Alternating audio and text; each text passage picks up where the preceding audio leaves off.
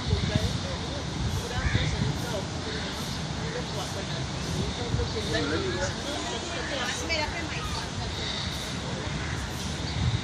कभी कभी आप हम लोग ने सोचा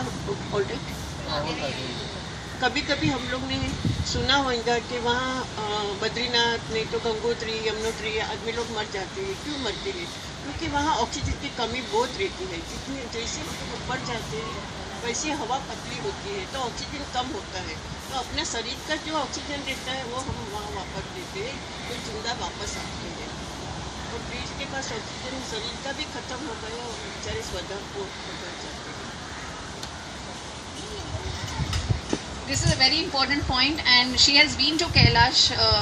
No, she has been to we have all been to Kedarnath and Chardham Yatra, and so she has experienced people coming down like that. So this is not to scare you.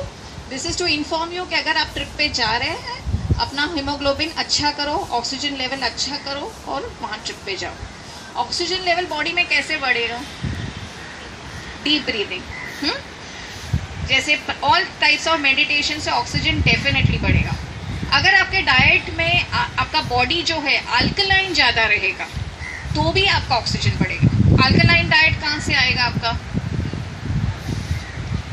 All green leafy vegetables, purple vegetables, yellow vegetables, red fruits, red vegetables, खजूर, they are also dry fruit.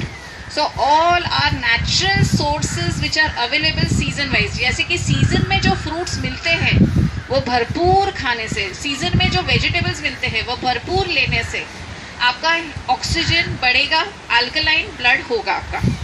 Okay, acidity कम होगी, like blood में जो acid content है वो कम होगा, automatically oxygen level will go up. Okay, now ozone में क्या होता है कि ओजोन हम लोग कान से देते हैं, नाक से देते हैं एंड एनीमा देते हैं, फिर ब्लड में भी देते हैं। ये 3-4 प्रकार है जैसे हम लोग ओजोन बॉडी के अंदर इंट्रोड्यूस करते हैं। अभी जैसे ही ब्लड में ओजोन जाता है, O2 जो रहता है वो हीमोग्लोबिन को अटैच हो जाता है। Always welcome to haemoglobin. उसके बाद जो फ्री ओ रहता है जिसको हम इंग्लिश में नेसेंट ऑक्सीजन कहते हैं या केमिस्ट्री में नेसेंट ऑक्सीजन कहते हैं, वो जाके जितने टॉक्सिन्स है बॉडी के अंदर, जितने फूड सब्सटेंस है जो कम्प्लीटली डाइजेस्ट नहीं हुए ना बॉडी में से निकल गए, उसको हम लोग फ्री रेडिकल्स बोलते हैं, उसको जाके चिपक जाता है और उसको बॉडी में से बाहर निकालता है, फ्री रेडिकल्स को या टॉक्सिन्स को। अभी आप लोग सबको पता है गेहूँ जो है वो फुल्ली डाइजेस्ट नहीं होता है, वो सिर्फ 75% डाइजेस्ट होता है, 25% सिलीन के नाम से बॉडी के अंदर रह जाता है और यहाँ पे सब मोटापा जम जाता है और हम बेचारी औरतें इतनी मेहनत करती है वो निकालने के लिए। जेंट्स क्या करते हैं? जेंट्स को खुशी मिलती है, इधर अच्छा तंदुरुस्त है हम लोग। मेहनत करते हैं कि नहीं? वो हाँ, बहुत मेहनत करते हैं। कितनी मेहनत करे छे करते हैं, आप लोग भी मेहनत करते हैं, तभी तो हम आराम से घर पे बैठते हैं। तो या जेंट्स का भी गेहूं की वजह से सबको होता है इंडाइजेशन, यानी कंप्लीट डाइजेशन नहीं होता है गेहूं की वजह से, सिलीन बॉडी में रह जाता है। अब ये सिलीन कैसे निकालेंगे? कितना भी आप डाइट करो, प्रोग्राम्स करो, कुछ नहीं होने वाला है। That will stay in your stomach lining. Ozone is the only thing which will bring it out, the nascent oxygen. अच्छा, now the oxygen which is there with your haemoglobin, यानी haemoglobin के साथ जो एक्स्ट्रा ऑक्सीजन है वो क्या करेगा? वो तो फ्री वाला निकाल देगा। ये स्पेशल, ये जो हीमोग्लोबिन को चिपक गया है O2। अच्छा, मैं आपको एक सिंपल बात बताती हूँ। अपने बॉडी के अंदर जितने सेल्स है उसको रिपेयर होने को, रोज रिपेयर काम चालू है, दिन रात वर्क इन प्रोग्रेस है, वो रिपेयर काम ऑक्सीजन करता है, करेक्ट? तो नॉर्मल सेल्स में जो ओजोन ट्रीटमेंट नहीं लेते हैं उनमें वो 24 आवर्स एक सेल को रिपेयर होने लगता है। तो बॉडी की एनर्जी कितनी यूज होती होगी उसमें, सिर्फ रिपेयर के काम में, तो दूसरे काम के लिए एनर्जी कितनी कम बचती है ना। ये ऑक्सीजन, एक्स्ट्रा ऑक्सीजन की वजह से 8 घंटे में काम हो जाता है। So there is surplus energy in the body. जो 24 घंटे का काम था वो 8 घंटे में हो गया, तो कितनी सारी सरप्लस एनर्जी है। तो most important thing, ozone therapy लेने के बाद आपको 5 सिटिंग्स के बाद एनर्जी महसूस होगी, and that energy stage for a long time. स्फूर्ति महसूस होती है। कम नींद में भी आप काम कर सकते हैं। जैसे कि आपको कुछ एक्स्ट्रा काम करना है लेकिन नींद आ रही है, थकान आ रही है, आप नहीं कर सकते हैं, ओजोन थेरेपी लेने से ये हो जाएगा। अभी ओजोन थेरेपी की वजह से जितने बॉडी में बीमारियां हैं काफ़ी हद तक कम हो जाती है। इन्फ्लेमेशन की बीमारियां जैसे कि gastric irritation, irritable bowel syndrome, piles, acidity, और कोई इन्फ्लेमेशन की बीमारियां या osteoarthritic changes, degenerative changes arrest हो जाता है। डीजनरेटिव चेंजेस अरेस्ट हो जाएगा और inflammation back to normal. Okay, inflame tissue heal हो जाता है। Got it? बैकएक, हाँ, डायबिटीज आपने पूछा, हमें बताती हूँ। बैकएक, बहुत से लोअर लिम्ब के, पेट के नीचे की बीमारी बैकएक की वजह से होते हैं। क्यों? तो फिर वो मसल जो रहता है वहाँ पे इन्फ्लेमेशन है, स्पाइनल कॉर्ड में इन्फ्लेमेशन है, उसकी वजह से नर्व्स इन्फ्लेम्ड है, उसकी वजह से साइटिका, हिप पेन, चलने में difficulty, knee pain, burning in ankles, ये सब जो है ओजोन से कम हो जाता है। डायबिटीज़, डायबिटीज़ में जो एक एनर्जी लेवल लो रहती है, आप लोग को जिनको डायबिटीज़ है उनको खास महसूस होता होगा। लाइक डायबिटीज़ डायग्नोज होने के पहले मैं बहुत सारा काम कर सकती थी, अभी मेरे से नहीं होता, मैं थक जाती हूँ, जॉइंट पेन्स होते हैं, फ्रोजन शोल्डर होता है, ये सब दुखता है। ये औरतों के लिए।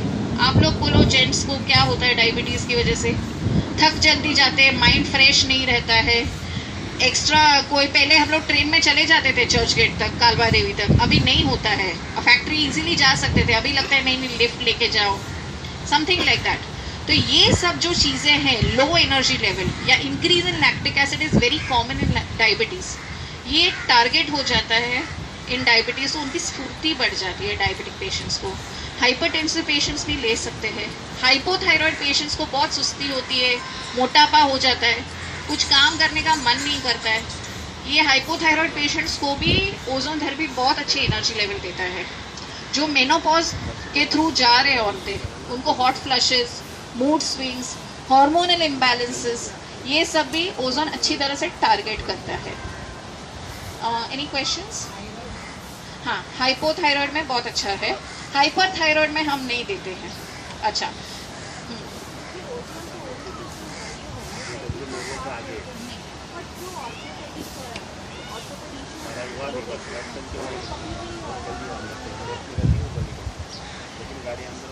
जर्मनी में ओजोन थेरेपी और अमेरिका में ओजोन थेरेपी बहुत मशहूर प्रचलित प्रसिद्ध है। हाँ, तो जर्मनी और अमेरिका में बहुत अच्छे से चल रहा है, इजिप्ट में बहुत अच्छे से चल रहा है। इंडिया में 8 साल से बिस्लरी ट्रस्ट ने ozone forum of India start किया है। Okay, and ozone therapy supportive therapy है। जैसे कि आज मुझे सपोज डायबिटीज़ डायग्नोज हुआ, तो मैं ये नहीं सोच सकती हूँ कि मैं ग्लाइसिफेज या कोई भी ग्लाइकोमेट जो भी है वो बिना लिए मेरा सिर्फ ओजोन थेरेपी से ठीक होने वाला नहीं। या तो मुझे होम्योपैथिक मदर टिंचर लेना है, सम डाइटरी चेंजेस करना है, लाइफस्टाइल चेंजेस करना है, साइकोलॉजिकल चेंजेस करना है, and along with that ozone therapy लेना है। तो it's a supportive therapy. Ozone therapy is not the only therapy. आपने पूछा MBBS डॉक्टर्स या ऑर्थोपेडिक्स डॉक्टर्स को नहीं बताते इसके बारे में। It's a new therapy in India. Abroad इसमें बहुत सारा रिसर्च हुआ है और बहुत सारे अच्छे अच्छे रिजल्ट्स आए हैं। इंडिया में थोड़ा एक्सेप्ट होने को टाइम हो रहा है, लेकिन हमारे क्लिनिक में हमने काफ़ी सारे ऑस्टियोआर्थराइटिस के पेशेंट्स जिनको डर लगता था कि हमको ऑपरेशन नहीं करना है, अफोर्डेबिलिटी नहीं है, 2 लाख एक लेग के लिए 3 लाख नहीं है उनको अफोर्डेबिलिटी, और ऑपरेशन करना ही नहीं है।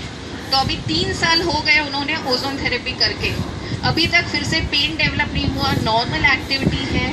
तो 3 इयर्स तो मेरे क्लिनिक का, मैं क्या बोलती हूँ ना, शेल्फ लाइफ या गुड पीरियड है कि ऑस्टियोआर्थराइटिस का पेशेंट आया नहीं पेन लेके, and without pain killers, just हाँ basic ozone therapy 10 to 15 sittings करना है, एंड उसके बाद उसका असर 8 महीने से 1 साल तक रहता है।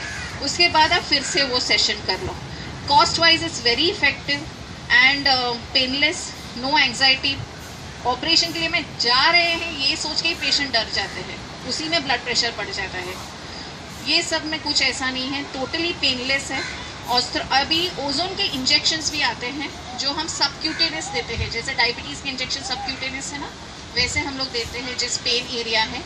सपोज मुझे यहाँ पेन है तो मैंने यहाँ इंजेक्शन ले लिया, बहुत छोटी सी नीडल से, और जितने भी इन्फ्लेमेशन है वो विदिन 2-3 आवर्स चला जाएगा और फ्लेक्सिबिलिटी आ जाती है। चार्ज